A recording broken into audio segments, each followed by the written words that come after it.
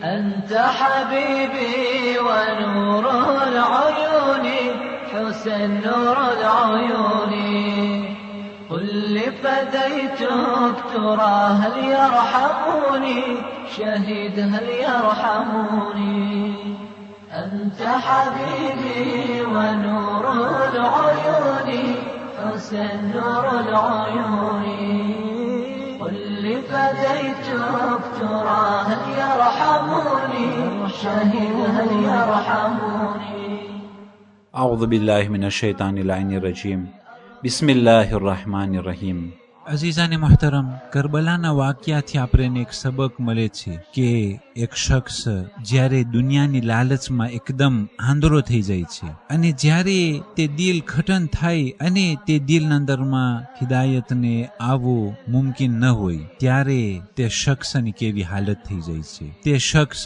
હકને બાતિલ સમજે છે. તે શખ્સ એક નેક અને પરહેઝગારને ઝાલિમ અને મુજરિમ સમજે છે અને મુજરિમ અને ઝાલિમને નેક અને પરહેઝગાર સમજે છે. એ શખ્સ ગુનાહોને હલાલ સમજે છે અને વાજિબાતને ગુનાહનું કામ સમજે છે. ઉમર ઇબ્ન સાદ તેના લશ્કરીઓને મુખાતિબ થઈને કહ્યું, યા ખૈલલ્લાહ ઇરકબી વબિલ જન્નતે અબશિરી.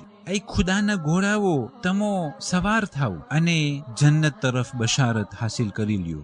એ ઝાલિમ કે જેઓ ખુલ્લી તલવાર લઈ અને રસૂલે ખુદાના નવાસા ઉપર હુમલો કરતા હતા છતાં પણ તેઓને ખુદાના ઘોડા સમજતા હતા અને તેઓને જન્નતના હકદાર સમજતા હતા. કુરાન શરીફના અંદર એક આયત છે, વહુમ યહસબૂના અન્નહુમ યુહસિનૂન સુનઆ.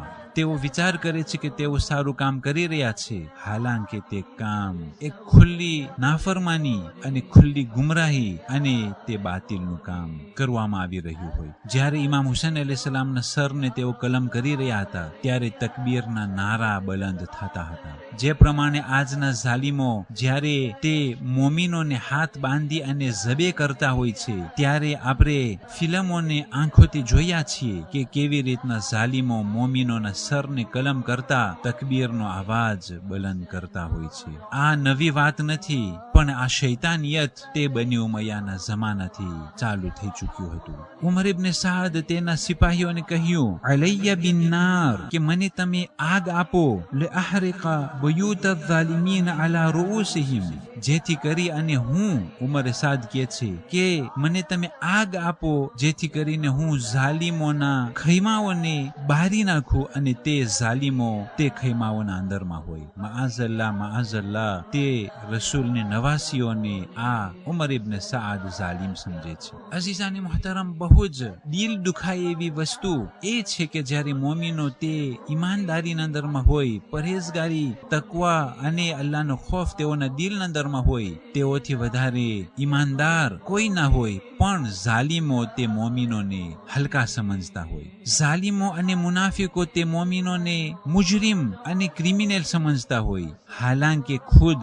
તેઓ જ ઝાલિમ, મુનાફિક, મુજરિમ અને ક્રિમિનલ તેઓ જ હોય છે. પણ કરબલાના અંદરમાં કેટલું સબર ખપે કે તે રસૂલની નવાસીઓને ઝાલિમ સમજવામાં આવે છે અને ખુદ જે પોતાની બે ત્રણ દુનિયાની ચીજ સારું થઈ તેની આખેરતને બરબાદ કર્યો અને બીજા કોકની લિજ્જત સારું થઈ અને પોતાની દુનિયા અને આખેરતને બરબાદ કર્યો. અઝીઝાને મોહતરમ, એ જ પ્રમાણે બની ઉમૈયા હંમેશ માટે મોમીનોના ખિલાફ એ પ્રમાણે એન્ટોક્સ રાખતા હતા અને આ પ્રમાણે ખરાબ વાતો પ્રચાર કરતા હતા અને મોમીનોના ખિલાફ એ પ્રોપોગંડા કરતા હતા. પણ હક હોય છે. સૂરજને ઢાંકવાથી તે સૂરજ ઢંકાઈ નહીં જાય. અને ઇમામે સાદિક અલૈહિસ્સલાતુ વસ્સલામ એક અસહાબને એ સોનું દેખાડ્યું અને કહ્યું કે અયે મારા અસહાબ, અગર જો આખી દુનિયા કહે કે આ રૂપું છે તો શું આ સોનું રૂપું થઈ જશે? અસહાબે કહ્યું કે હરગીઝ નહીં યબ્ન રસૂલિલ્લાહ. ઇમામ અલૈહિસ્સલામ તે અસહાબને રૂપું દેખાડ્યું અને કહ્યું, આખી દુનિયા અગર જો કહે કે આ સોનું છે તો શું આ સોનું થઈ જશે? તે શખ્સે કહ્યું, હરગીઝ નહીં યબ્ન રસૂલિલ્લાહ. એટલા માટે હક હોય છે. અમુક ટાઈમ ઝાલિમો તે હકને છુપાવતા હોય અને તે હકને બાતિલથી ઓળખાવતા હોય અને પ્રચાર કરતા હોય, પણ અમુક વખત એ હક કદાચ અમુક માણસોના નજરમાં ફ્લુ થઈ જશે, પણ એ હક એક એવો દિવસ આવશે કે એ હક ચમકવાનો જ છે અને ઝાલિમોની હરેક કોશિશ નાકામ થવાની છે. ઇમામે હુસૈન અલૈહિસ્સલાતુ વસ્સલામ તે બીબીઓને વસિયતમાં કહ્યું કે તમે સબર કરજો, તમે અખલાકથી પેશ આવજો, તમે ધર્મના કિરદારથી પેશ આવજો, જેથી કરીને તમે સારો મિસાલ પેશ કરી શકો અને આ સારા મિસાલ પેશ કરવાના અસરથી તે ઝાલિમોના પ્રોપોગાન્ડ રદ થઈ જશે અને બાતિલ થઈ જશે. એવું જ થયું કે જે બીબીઓને તુર્ક અને દૈલમના કેદીઓ તરીકે ઓળખાવવામાં આવતા હતા કે જાણે કે આ માઅઝલ્લા મુશરિકના ટોળાઓમાંથી આ કેદીઓ પકડાઈ ગયા છે, પણ જ્યારે ચોથા ઇમામ અલૈહિસ્સલાતુ વસ્સલામ હાથમાં હથકડી અને પગમાં બેડિયા જ્યારે તિલાવત કલામે પાક કરતા હતા, જ્યારે તે સારા અખલાક જનાબે ઝૈનબના પેશ આવતા હતા, ત્યારે માણસોને હક ખબર પડી અને સર્વે માણસોના દિલના અંદરમાં બની ઉમૈયા પ્રત્યે નફરત એકદમ ગહેરાઈમાં કોતરાઈ ગઈ અને તેનો અસર એ થયો કે સર્વે બની ઉમૈયાને નફરત કરતા થઈ ગયા અને સાથે મળી 70 વર્ષના અંદરમાં બની ઉમૈયાનું મૂળ અને જડ તેઓ ઉખેરી અને તેઓને જહન્નમ વાસિલ કર્યા હતા.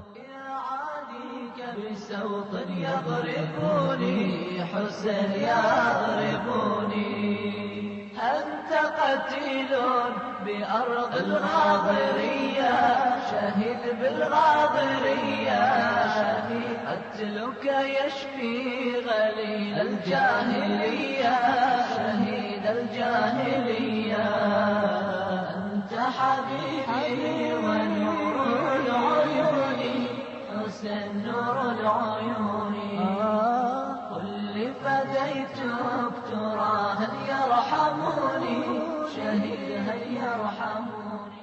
18 માહે સફર આજની તારીખોમાં જનાબે ઓવૈસે કરની સિફીનની લડાઈમાં શહીદ થયા કે આ પણ એક બહુ જ પૈગંબર ઇસ્લામ સલ્લલ્લાહુ અલૈહિ વસલ્લમના નેક અને પરહેઝગાર અસહાબોમાંથી હતા. 18 માહે સફર આજની તારીખોમાં 1306 હિજરી સનમાં અબકાતુલ અનવારના લેખક મહાન અલ્લામા મીર હામિદ હસન હિન્દી કે જે બહુ જ ઉત્તમ કિતાબ લખેલા છે તે આજની તારીખોમાં ઇન્તેકાલ પામ્યા.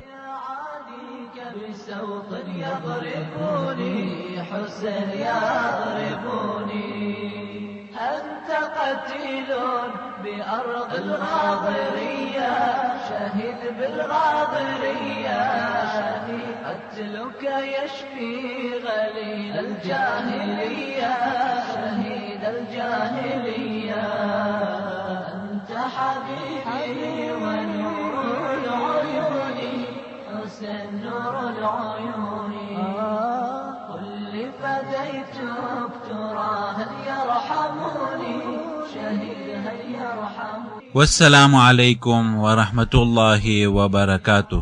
صوتي لعين يضربوني عزيز يضربوني أنت حبيبي ونور العيون حسين نور العيون قل لي فديتك ترى هل يرحموني شهيد هل يرحموني.